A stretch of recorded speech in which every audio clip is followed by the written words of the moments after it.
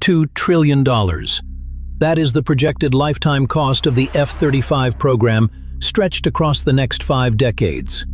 To put that number in perspective, it is larger than the entire annual economy of most nations on Earth. For a sum like that, you would expect a flawless machine, a weapon without compromise. And yet, for years, this aircraft was called a scandal, a money pit, a jet that couldn't shoot straight. So what actually went wrong? And more importantly, how were those problems solved? Because the truth is far more interesting than the headlines ever admitted. Let me take you back to the beginning, because to understand the F-35's 3 greatest problems, you have to understand the ambition that created them. In the 1990s, the United States launched what was called the Joint Strike Fighter Program. The idea was deceptively simple and dangerously bold. One single airframe to serve 3 masters at once. The Air Force needed a conventional fighter that takes off and lands from runways. The Marine Corps demanded something that could lift off in a short distance and land vertically, like a hovering bird of prey. And the Navy required a jet rugged enough to be slammed onto the deck of an aircraft carrier and hurled back into the sky by a catapult. 3 completely different missions, one design. And that brings us to the first great problem. The problem of trying to be everything to everyone. Critics, including some of the loudest voices in technology, called the F-35 broken at its requirements level. A jack of all trades, master of none. And here is the part most people miss. When you force a single airframe to satisfy a runway fighter, a vertical landing assault jet, and a carrier aircraft, you don't get the best of all 3. You get compromise baked into every rivet. The lift fan that lets the Marine variant hover devours enormous space. The reinforced structure the Navy needs piles on weight. Every requirement pulled the design in a different direction, and the costs spiraled. This is why nearly 80% of the program's projected cost is not research, not even building the jets. It is sustainment, keeping them flying, year after year, decade after decade. And here is where it gets fascinating. The fix for this first problem was not a single brilliant solution. It was patience and money and relentless iteration. Through a continuous cycle of software updates and what engineers call technology refreshes, the divergent systems were slowly brought into harmony. Each version smoothed out what the last one couldn't. It was slow. It was expensive. And yes, those upgrades faced delays of their own. But the jack of all trades gradually became something genuinely capable across all 3 roles. A feat that frankly no one had ever accomplished before. But that ambitious design created a second problem, and this one was far more visible: performance and reliability. When declassified reports began surfacing, they painted an uncomfortable picture. Jets that weren't ready to fly when commanders needed them. Maintenance that devoured time and resources. And perhaps most embarrassing of all, accuracy issues with the aircraft's own internal cannon.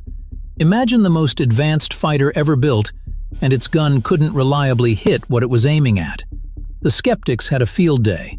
Some argued the entire concept of a manned fighter was obsolete, that in an age of cheap drones, a pilot in a cockpit was simply an expensive target waiting to happen. And now, here is the part that flips the entire story on its head. Because while the world fixated on the cannon and the maintenance reports, the F-35 was quietly doing something no 4th-generation fighter on the planet could do. 2 things, actually. The first is stealth. This jet was built from the ground up to be nearly invisible to enemy radar, which means it can slip into airspace bristling with advanced air defenses, the kind of contested skies where older fighters would be shot down before they ever saw the enemy. The second, and this is the real secret, is sensor fusion. The F-35 doesn't just gather information. It takes a flood of data from radar, from infrared sensors, from electronic warfare systems, and it weaves all of it together into one clean, intuitive picture for the pilot. No information overload, no guesswork, just clarity in the most lethal environment imaginable. That is the genuine fix to the survivability problem. Not a patch, but a philosophy. And the cannon? The maintenance? Those were addressed through ongoing software corrections, hardware revisions, and relentless pilot training. The unglamorous grind that turns a troubled jet into a trusted one. So let me ask you something, and I genuinely want your answer in the comments. In an age where drones grow cheaper and smarter every single year, does a manned stealth fighter still make sense? Or are we building the most sophisticated weapon of a war that's already changing beneath our feet? I have my view, but this one truly divides the people who know what they're talking about.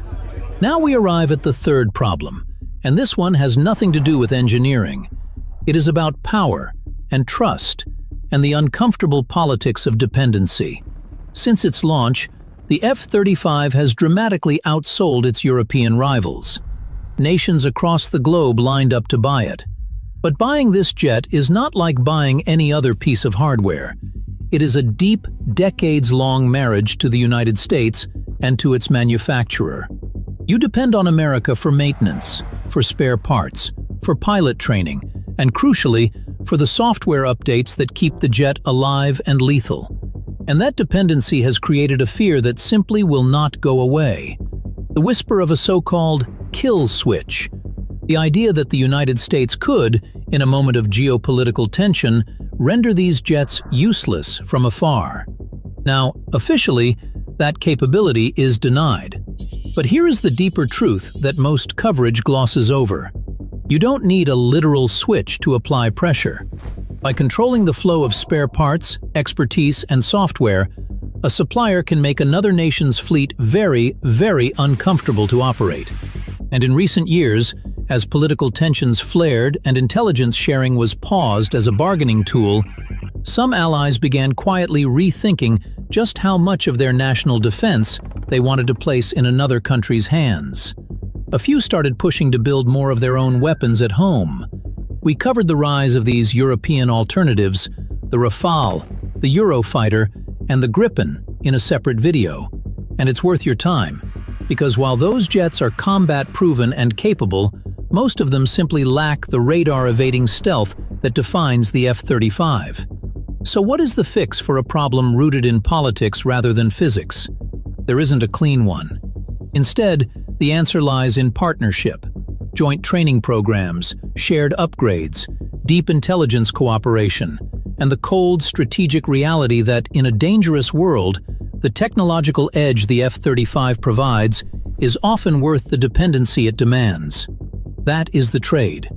And every nation has to decide for itself whether the bargain is worth it. If you find this kind of deep, honest breakdown valuable, you already know what to do. So, let's be clear about the verdict.